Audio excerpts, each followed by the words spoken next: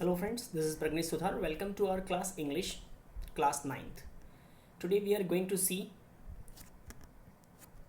the next poem of class 9th Beehives, जिसका नाम है wind.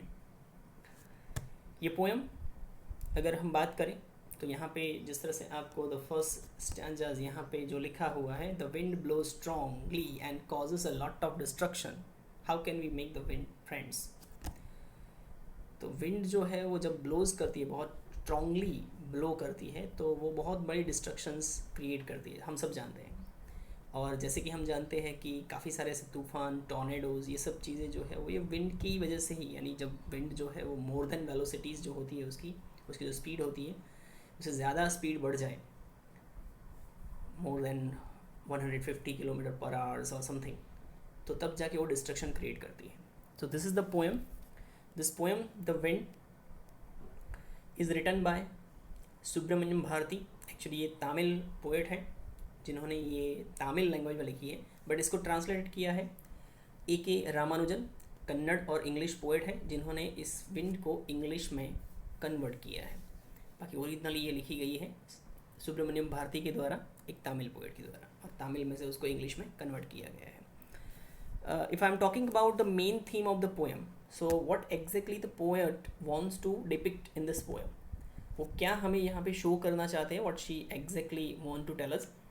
This poem depicts the enormous power of wind. Actually ये जो poem है एक बहुत ही बड़ा भयंकर पावर जो विंड के पास है, उस विंड के पावर को डिपिक्ट कर रहा है, of the wind in the world, how it has the potential of the being both destroyer and creator.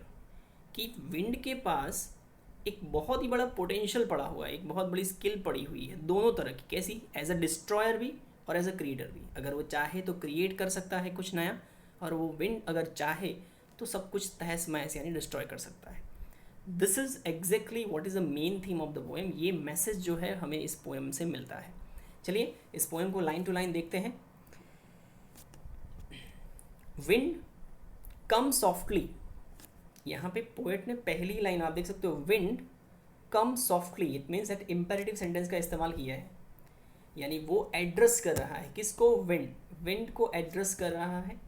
Actually वो प्रेजेंट तो है नहीं फिजिकली, लेकिन फिर भी यहाँ पे आप देख सकते हो पहली लाइन में एड्रेसिंग है विंड. विंड दिखाई देती है? नहीं दिखाई देती है, लेकिन जो नहीं दिखाई देती है उसको भी उन्होंने एड्रेस किया है. इसीलिए यहाँ पे सबसे पहले शुरुआत की फर्स्ट में ही एपोस्ट्रॉफी फिगर ऑफ स्पीच बन सकती है. 9th स्टैंडर्ड के लिए माइट बी पॉसिबल ये फिगर ऑफ स्पीच एक नया टॉपिक होगा, but later on we will just discuss in detail. Right now we can say that wind come softly. Poet यहाँ पे विंड को एड्रेस करके कह रहा है कि आप बहुत सॉफ्टली यानी बहुत शांत तरीके से आओ. Don't break the shutters of the window. आप इतने ज़ोर से ब्लो मत हो कि जिसकी वजह से जो विंडो जो है उसके जो शटर्स होते हैं, घर के दरवाजे होते हैं, वो सब ब्रेक डाउन यानी टूट न जाए. Don't scatter the papers. आप अगर बहुत ही पावरफुल एनॉर्मस पावर के साथ अगर ब्लो करोगे तो सारे पेपर्स क्या हो जाते हैं? उड़ जाते हैं जब विंड ब्लो करती है. तो कह रहे हैं कि डोंट स्कैटर द पेपर्स, हमारे पेपर्स जो है वो स्कैटर मत करो. Don't throw down the books on the shelf. आप इतनी ज़ोर से मत ब्लो हो जिसकी वजह से हमारे जो शेल्फ में रखी हुई सारी किताबें, यानी हमारे घर में जो भी चीज़ें रखी हुई है, जो भी स्टफ़ रखे हुए हैं, वो सारे स्टफ़ जो है वो नीचे ना गिर जाए. There look what you did. देखो आपने क्या किया. इट मीन्स यहाँ पे जैसे पोएट जो है वो विंड के साथ एक तरह की कन्वर्जेशन कर रहे हो आमने सामने, उस तरह से पोएट ने डिपिक्ट किया है. There look what you did. You threw them all down. आपने वो सारी चीज़ें नीचे गिरा दी. You tore the pages of the books. आप इतनी ज़ोर से ब्लो होने लगे कि जिसकी वजह से क्या हुआ? बुक्स के पेजेस फट गए. You brought rain again. आप इतनी ज़ोर से ब्लो होने की जिसकी वजह से उसके साथ बादल आए और फिर से बारिश होने लगी.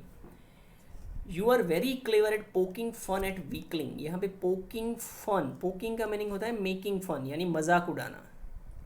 You can say that what is the meaning of मजाक उड़ाना यानी मेकिंग फन. यानी जो वीकलिंग, वीकलिंग का मीनिंग होता है बहुत ही वीक, यानी जो डरपोक है या तो कमज़ोर है, तो उस कमज़ोर का आप मजाक उड़ाने में बहुत ही क्लेवर हो. फिर क्या करते हैं? You are very clever at poking fun at weakling. Frail crumbling houses. Frail का मीनिंग क्या होता है? फ्रेल का मीनिंग भी होता है वीक. क्या होता है? वीक। फ्रेल का मीनिंग होता है वीक। फिर से लिख देता हूँ, so that is called a weak. Crumbling का मीनिंग होता है ब्रेकिंग, यानी तोड़ देना। Meaning of that crumble, that is called a break, यानी तहस महस कर देना, ब्रेक कर देना। सो फ्रेल यानी वीक हाउसेस जो होते हैं उनको आप क्रम्बल कर देते हो। डोर्स अगर वीक है तो उसको आप तोड़ देते हो, उसको भी ब्रेक डाउन कर देते हो। क्रम्बल द राफ्टर, राफ्टर का मीनिंग क्या होता है? What is the meaning of the rafter? Rafter क्या होता है? एक तरह का बड़ा सा वुड होता है, log of would, you can say that. बड़ा सा लंबा सा लकड़ी का टुकड़ा, आपने देखा होगा छत के ऊपर इस्तेमाल किया जाता है। यूज्ड इन रूफ, जो रूफ बनाने में इस्तेमाल होता है। आपने जो पुराने घर देखे होंगे, यूजुअली अगर मैं यहाँ पे बताऊँ तो, कि सपोज़ मान लो ये हाउस है, तो उस हाउस को यहाँ पे ये बीच में एक बड़ा सा जो है वो रखा जाता है, जिसकी वजह से हाउस की रूफ जो है उसके ऊपर टिकी रहे। तो वो क्या करें कि राफ्टर। तो अगर राफ्टर भी थोड़ा सा कमज़ोर है तो तुम उसको क्रम्बल कर देते हो, तोड़ देते हो। Would bodies, it means even crumble the bodies, यानी इतनी ज़ोर से ब्लो करते हो कि पूरी की पूरी बॉडी, यानी हमारी जो बॉडी है वो भी क्रम्बल यानी टूट के बिखर के नीचे गिर जाए। लाइव्स, लोगों की ज़िंदगियाँ चली जाती है। And one more thing is hearts. Hearts it means इतनी ज़्यादा ज़ोर से अगर विंड ब्लो करती है तो क्या होता है, हमारे दिल भी बैठ जाते हैं कि अब क्या होगा। इट मीन्स हम बहुत कमज़ोर हो जाते हैं, हार्ट ब्रेकिंग हो जाते हैं। तो ये एक्टिविटीज़ है जो विंड की यहाँ पे शो गई है। It means it is show the enormous power of wind which is destroyer. तो यहाँ तक पोएट ने एज अ डिस्ट्रॉयर उसको क्या किया है, एक्सप्लेन किया गया है। So that is it. Next is the wind god winnow and crushes them all. यहाँ पे देखो विंड गॉड, यानी विंड को भगवान माना गया है। हम सब हमारे बेसिकली जो हिंदुज़म है उसमें हर एक जो एलिमेंट्स है हमारे, उस एलिमेंट्स को हम भगवान, गॉड, गॉडेसेस मानते हैं। इसलिए the wind god winnows. What is the meaning of winnow? Winnowing का मीनिंग वैसे तो हम यहाँ पे कर सकते हैं, that is called a separate करना। क्या करना? सेपरेट, यानी अलग कर देना। विनोइंग का मीनिंग, जैसे आपने यूजुअली देखा होगा कि घर में जो मम्मीज़ होती है वो हमेशा आपने देखा होगा कि एक किसी भी छिलके वाले जो भी ग्रेन्स होते हैं तो उस ग्रेन में से उसके ऊपर के जो कवरिंग होते हैं, शेफ जो कहते हैं, उसको अलग करने के लिए क्या करते हैं, या तो उसको किसी भी चीज़ में, या तो फिर फ़ैन जो होता है इस तरह से उस फ़ैन के सामने रख कर यहाँ पे उसको नीचे गिरा दें, तो क्या होगा, उसके जो छिलके हैं वो सेपरेट हो जाते हैं और जो गेहूँ या ऐसा कुछ चीज़ होती है वो यहाँ पे गिर जाती है। तो ये जो है उसे विनोइंग कहते हैं। ये जो एक्टिविटी जो होती है आपकी, वैसे टेक्स्ट बुक में भी आपको उसकी फ़ोटोग्राफ दिखाई गई है विनोविंग की, तो आप you can see that over that is called a winnowing. तो वो विनोइंग है। तो क्या करते हैं कि आप the god wind winnow and crush them all, आप उनको सेपरेट करके क्रश देम ऑल, उसको नीचे गिरा देते हो, तोड़ देते हो। He won't do what you tell.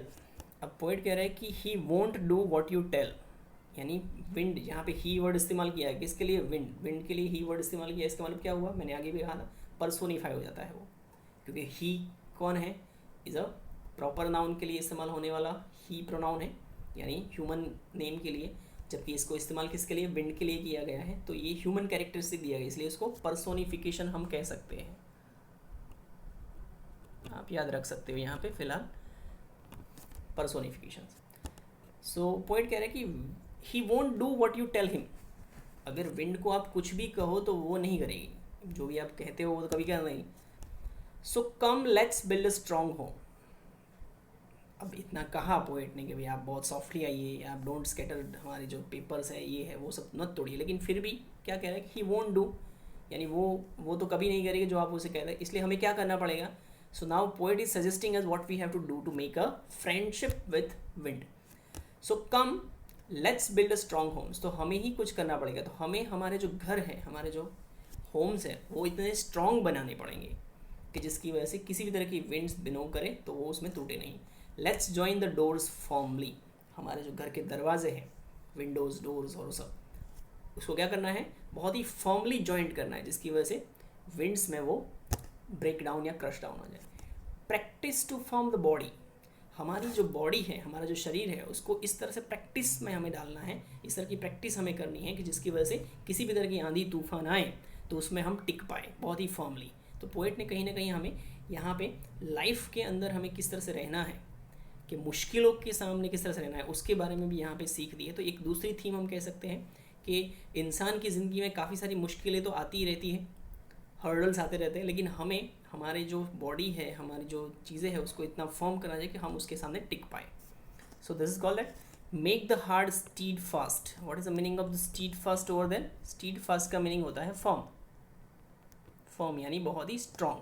हमें हमारे हार्ट भी बहुत ही स्ट्रांग और फर्म बनाने देना चाहिए, जिसकी वजह से क्या होगा कि हम किसी भी तरह के तूफान के सामने सामना कर सकें।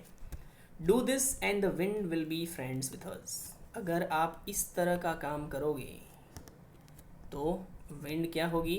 हमारी दोस्त बन जाएगी। इट मीन्स दैट, तो अब यहाँ पे जो मेन क्वेश्चन था हमारी फर्स्ट आगे पोएम में ही आप देख सकते हो, यहाँ पे यू कैन सी दैट कि how can we make the friends with it, यही क्वेश्चन हमें एक्सरसाइज में भी है।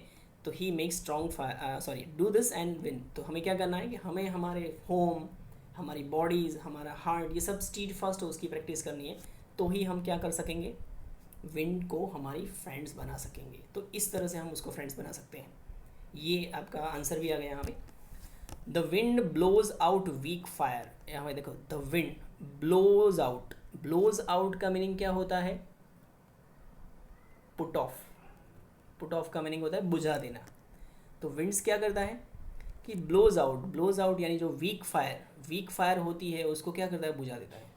एक छोटा सा एग्जाम्पल दूँ इसके लिए, and he make strong fire roar and flourish. और अगर फायर स्ट्रॉन्ग हो, स्ट्रॉन्ग यानी बड़ी, अगर फायर बहुत ही स्ट्रॉन्ग हो तो उसको क्या करते हैं? और ज़्यादा रॉर यानी और ज़्यादा भयंकर बनाता है। फ्लोरिश का मीनिंग होता है और ज़्यादा बढ़ाता है, यानी उसको साथ देता है, ऐसा हुआ।